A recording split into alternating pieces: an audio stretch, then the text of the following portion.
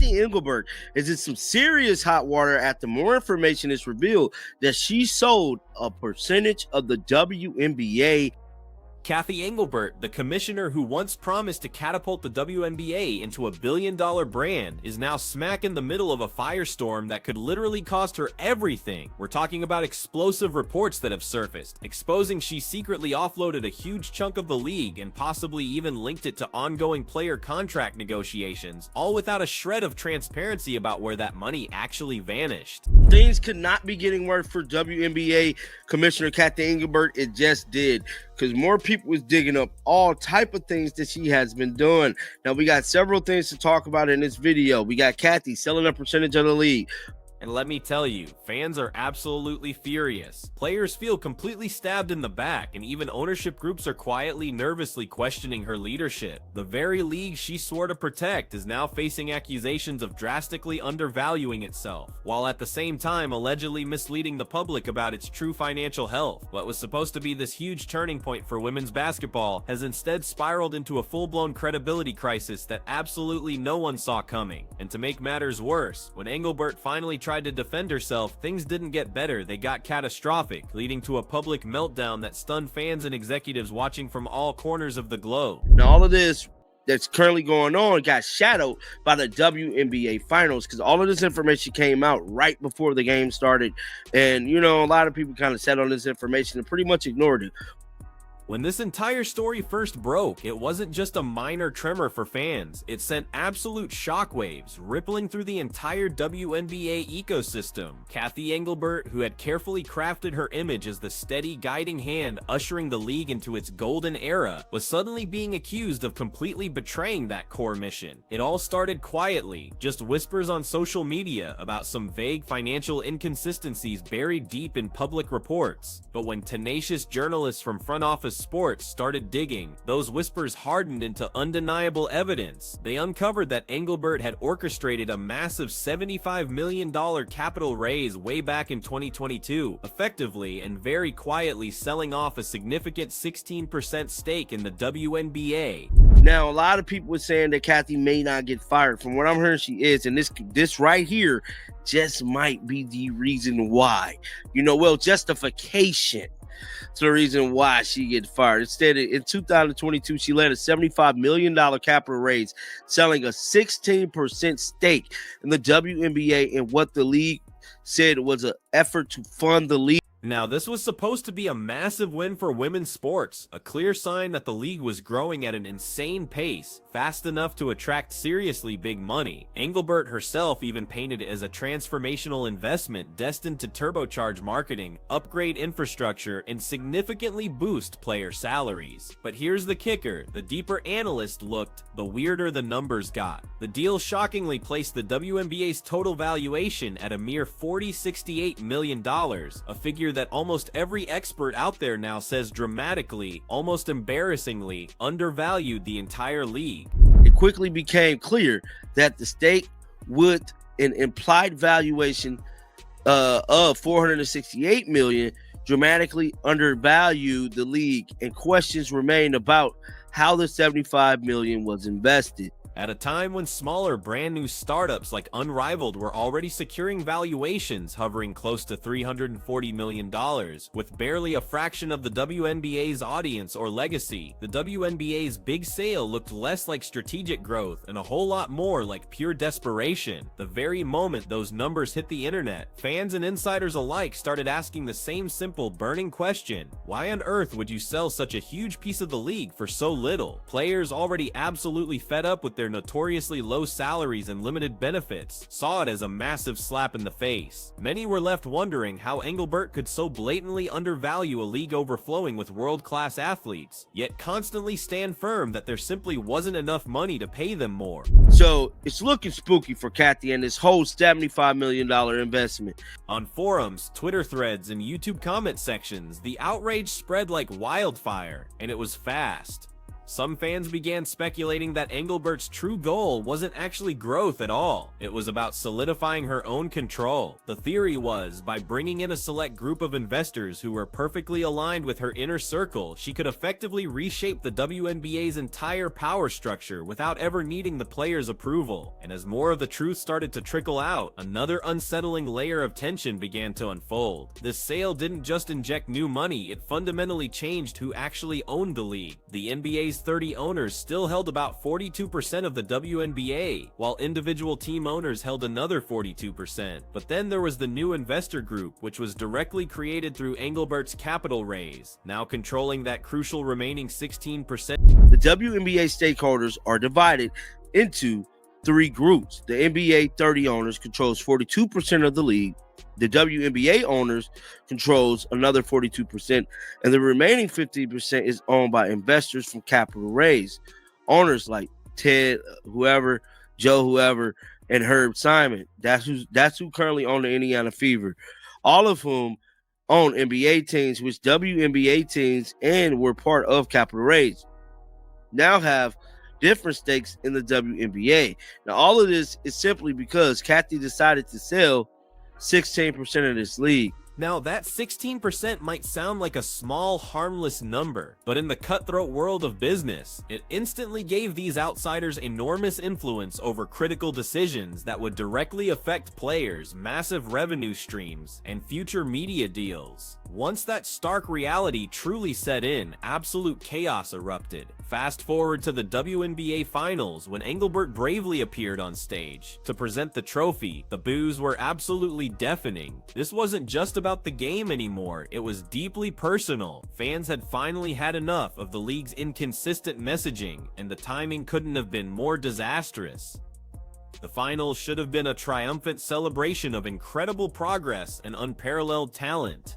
Instead, it transformed into a painful reminder that something deep inside the WNBA was profoundly broken, and lurking behind those furious boos was a much bigger question. If Kathy Engelbart could just sell off significant pieces of the league without any transparency, what else was she hiding? Now, just like I stated in the beginning part, a lot of people don't feel like Kathy's going to get fired. I think she's definitely is. And just like I stated, this right here could be grounds to do so. Ben Shea said, "Go be fair. The WNBA landscape has much different in 2022. Now people are chomping at the bit to invest and support." Yes. Now, I would say that, but so right now it's looking spooky. Somebody said, I had a theory days ago, and my first paragraphs made me wonder about how things went from that to this. Kathy Engelbart's downfall has become one of the most traumatic collapses in modern sports leadership, a stark example of ambition gone wrong. What began as a bold, audacious promise to elevate the WNBA into a billion-dollar enterprise instead ended in utter chaos, a saga filled with hidden deals, furious player revolts, and the profound loss of public trust. That $75 million sale, which was supposed to secure the league's future, instead brutally exposed its deepest weaknesses, relentlessly dividing owners, completely alienating players, and ultimately pushing crucial sponsors toward rival leagues like Unrivaled. Now, with Adam Silver reportedly stepping in directly, the WNBA stands precariously at a crossroads between potential rebirth and total ruin. Fans desperately want transparency, players demand fairness, and investors are clamoring for stability. The burning question that remains isn't whether Kathy Engelbart will survive this storm. Most believe that's already a decided outcome. No, the real question is whether the WNBA can truly recover from the immense damage she leaves behind, or if her turbulent leadership will forever mark the moment the league tragically began to collapse under its own weight. After the chaos of the finals, even more disturbing details began to leak, and the picture quickly turned darker than anyone imagined. What initially began as quiet whispers about a simple investment spiraled into a full-scale scandal that absolutely shook Kathy Engelbart's credibility to its very core. The front office sports report laid everything out. The $75 million deal wasn't just a partnership, it was a blatant sale of power. Engelbart had offloaded a 16% stake in the WNBA to outside investors, including some names directly connected to existing NBA franchises, creating massive conflicts of interest that completely blurred the line between genuine expansion expansion and outright exploitation. And the problem wasn't just the undervaluation, it was the impenetrable secrecy. No one outside Engelbart's tight insular circle seemed to know precisely where the money actually went. She promised it would totally modernize the league, but honestly, there was little to no evidence of that in the following seasons. Player marketing didn't noticeably improve, broadcast deals remained frustratingly limited, and crucial league infrastructure still lagged far behind the competition. When relentless reporters pressed for specific details, Engelbart simply deflected, vaguely stating that funds were strategically allocated. That incredibly vague phrasing quickly became a mocking meme across sports forums, symbolizing everything fans hated about corporate doublespeak. Meanwhile, behind closed doors, ownership groups were absolutely livid. Some vehemently claimed they weren't even fully briefed on the specifics of the stake sale until months after it was finalized. To them, it felt like Engelbart had recklessly gambled away a significant portion of the WNBA's future just to grab a few short-term headlines. What she boldly called a capital raise looked to others like nothing more than a desperate cash grab. And here's the worst part, the sale tied directly into the ongoing CBA negotiations, where players were already demanding much higher pay and greater transparency.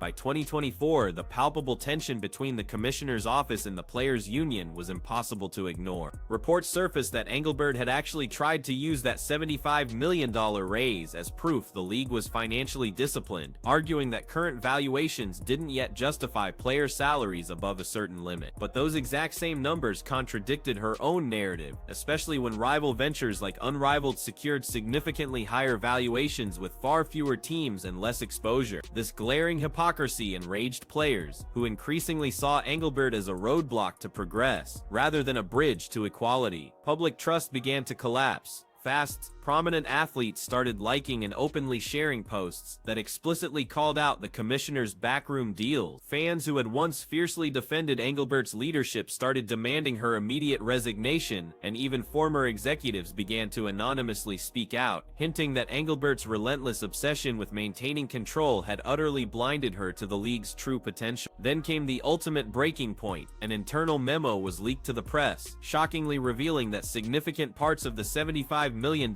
were diverted to nebulous consulting initiatives and brand partnerships that yielded almost no tangible return. Insiders scathingly called it throwing money into smoke.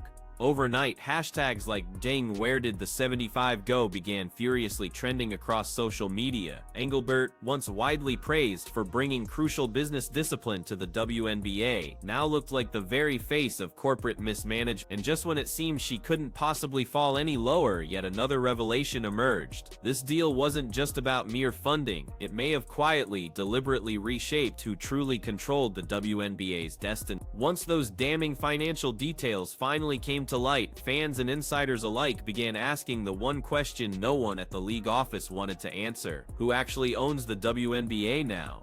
The answer was far more complicated than anyone expected. After Cathy Engelbart's $75 million capital raise, the league's ownership map devolved into an absolute maze of conflicting interests and overlapping power structures. What was once a fairly clear setup, NBA ownership on one side, WNBA team owners on the other, had now morphed into a corporate tug-of-war involving private investors, venture funds, and major NBA stakeholders, all burdened with divided loyalties. At first glance, the breakdown looked simple enough. The NBA's 30 team owners still controlled roughly 42% of the WNBA. Another 42% belonged to individual WNBA franchise owners, like Indiana Fever's Herb Simon, who often also owned NBA teams. The remaining 16% came from the investor group brought in during Engelbart's capital raise, but that final piece fundamentally changed everything. Those investors didn't just buy equity, they bought immense influence. They gained a coveted seat at the table, access to confidential data, and a decisive say in future negotiations that would impact both league governance and the new collective bargaining agreement. This created an internal civil war. The NBA's primary interest was to protect its sprawling brand. The WNBA owners desperately wanted to secure their franchises, and the new investors, they wanted immediate returns. Engelbart suddenly found herself hopelessly stuck between three groups with completely divergent priorities. The NBA expected her to uphold corporate discipline, the team owners demanded autonomy, and the new investors pressured her relentlessly for profit.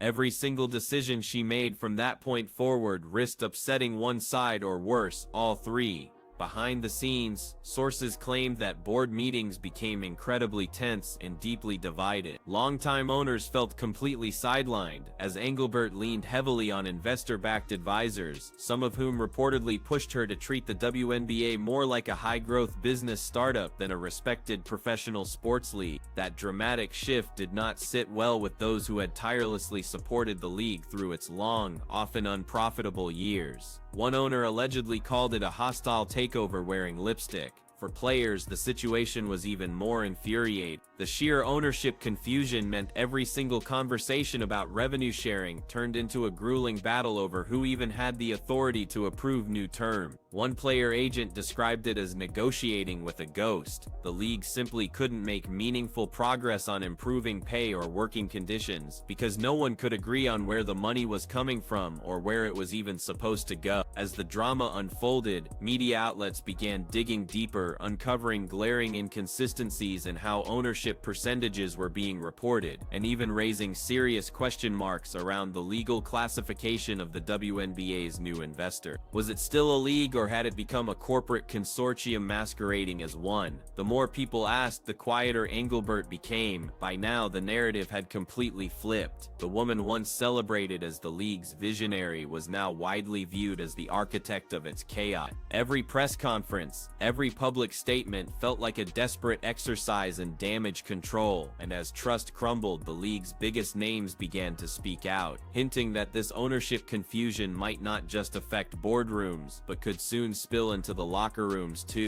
While executives furiously argued over ownership charts and valuations, the players were reaching their absolute limit. For years, they had been told to be patient, that growth takes time, and that big paydays would eventually come once the league reached profitability. But now that the truth was out, that Cathy Engelbart had quietly sold off part of the league at a ridiculously cut-rate valuation, patience transformed into pure fury. To them, it felt like an unforgivable betrayal of everything they had worked for. Players who had poured their entire lives into growing the game suddenly realized the people at the top had been deliberately underselling their worth all along. The outrage intensified when reports of the new CBA proposal surfaced. According to Front Office Sports, the proposed Supermax salary was around $850,000, with the minimum hovering near $300,000. On paper, it sounded like progress, but players immediately called it insulting. They furiously compared it to the NBA, where rookie bench players could earn millions for minimal minutes. Even more infuriating was the rumor that Engelbart had explicitly used the $75 million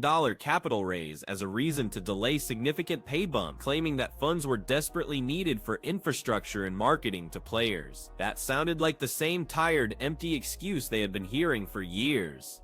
Privately, several WNBA stars began voicing their frustration in group chats and union calls. They demanded to know, where did the money actually go? How could the league sell expansion slots for $250 million each, bring in new investors, and still claim they couldn't afford million-dollar salaries? Social media erupted with posts comparing the WNBA's supposed financial struggles to the skyrocketing valuations of rival leagues like Unrivaled, which had already secured a $340 million valuation with far less exposure. Players began asking if maybe the WNBA wasn't just being mismanaged, perhaps it was being deliberately restrained. The tension boiled over during the finals when Engelbart took the court to hand out the trophy. As boos rained down, cameras caught several players exchanging uncomfortable, telling looks.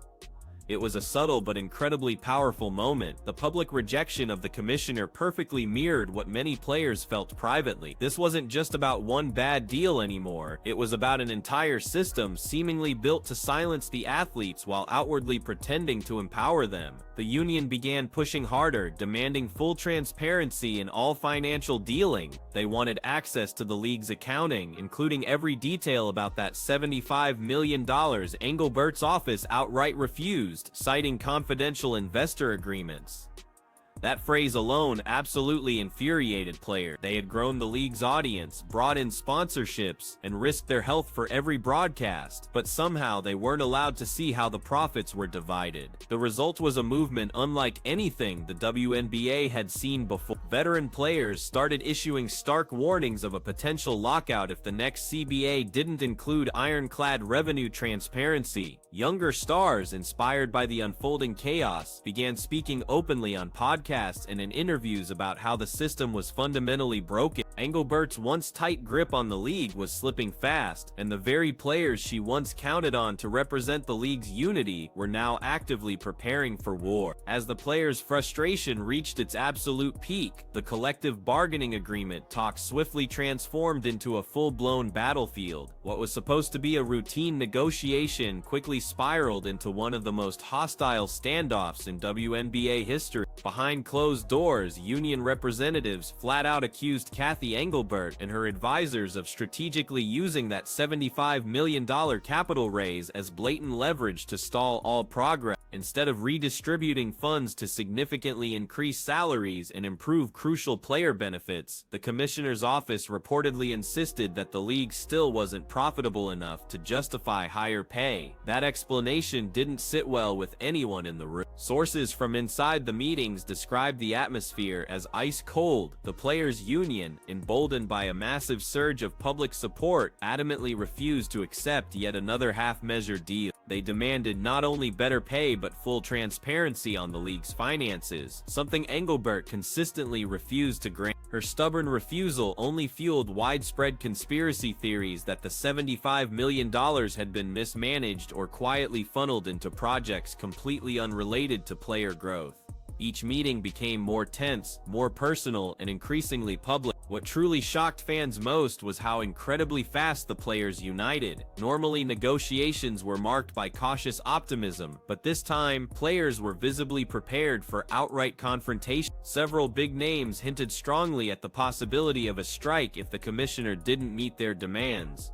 Hashtags like Jang Fair Ball and WNBA Revolt started trending globally, echoing furiously across social media and sports talk shows. The terrifying idea of a WNBA lockout, something that had never ever happened before, suddenly seemed horrifyingly real. As the tensions inevitably spilled into the media, Engelbart desperately tried to calm the storm with a carefully worded statement about strategic patience and sustainable growth.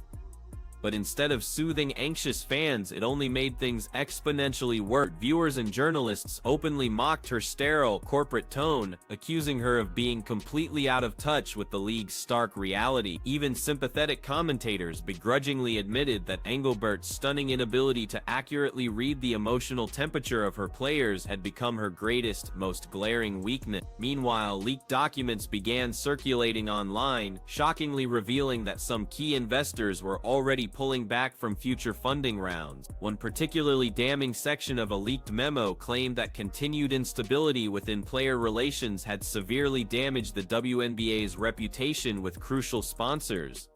This revelation hit Engelbart hard. The very investors she had brought in to stabilize the league were now openly questioning whether her leadership could even sustain their profits. In locker rooms and private meetings, the conversation shifted from mere frustration to decisive action. Some players began quietly exploring alternative leagues like unrivaled or lucrative overseas contracts, using them as powerful leverage. Others boldly suggested organizing public protests or widespread media boycott. The pressure mounted relentlessly, and with every passing week, the looming CBA deadline grew larger and more ominous. By late summer, the league was truly on the brink. Engelbart's office faced a full-blown mutiny from the very athletes who once represented her biggest success story. Fans were fiercely choosing sides, media coverage was turning brutal, and the players' union was preparing for its biggest, most impactful statement yet. The message was unequivocally clear: if Kathy Engelbart didn't immediately fix the broken system she herself had created, the players were ready to shut the league down themselves. When Kathy Engelbart stepped onto the court during the WNBA Finals trophy ceremony, she fully expected a roaring applause, or at the very least, polite silence.